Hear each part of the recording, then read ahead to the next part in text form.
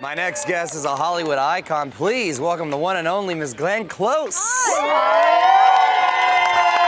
How are you? Good to see you. Such a pleasure to have you here. Thanks for coming by. I know. So let me ask you, have you finished shooting Damages, and will Yes. this be your final season? Yes. Yes and to yes. both. Wow, how was the experience? How'd you enjoy the whole thing? Fantastic.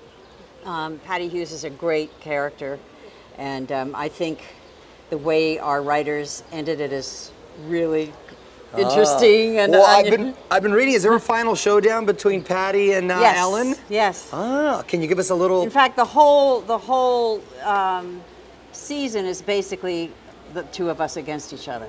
Really? In a, over a case, yeah. Do you remember the moment when you first saw yourself up on the big screen? I was shocked because my first film, I thought that it was always going to be the back of my head or my voice on someone else's face. I couldn't conceive of me actually being on film. So it was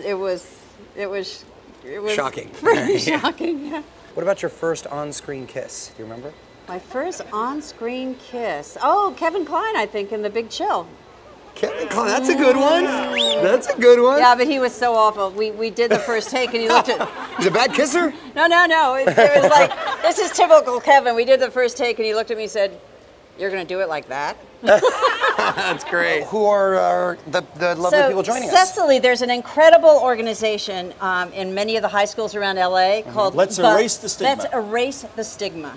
Because we feel that you can't talk about mental illness without talking about stigma and discrimination. And there are clubs where kids go and you can actually talk about things that are bothering you in the whole on that whole area. Wow. Kids in these clubs learn a little bit about mental illness, but they really change their attitudes. They feel closer to people with mental disorders, and they do things to erase the stigma. We think that people with mental illness are always violent, That's right. or they out of control.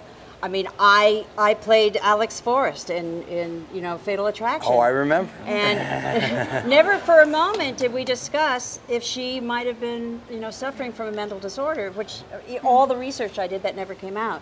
That's so, true.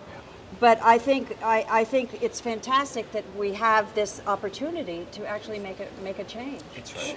And the statistics being what they are, I'm sure it affects so many people that obviously everyone can maybe relate to. So what can we do to help if we want to help?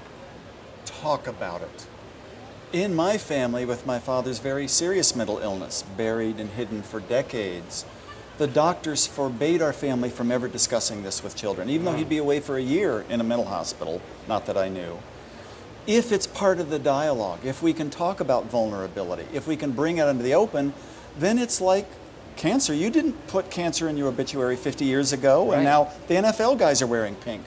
We need to be talking about mental illness in the same way, so it's part of everybody's business. Yes. Is there a website where you can learn more about it? Or So www.lets.org. Let's. And Let's. bringchangetomind.org. And bringchangetomind.org. All right, very And good. hopefully there'll be more and more, and we'll all be connected, and you all will be part of it. That's right.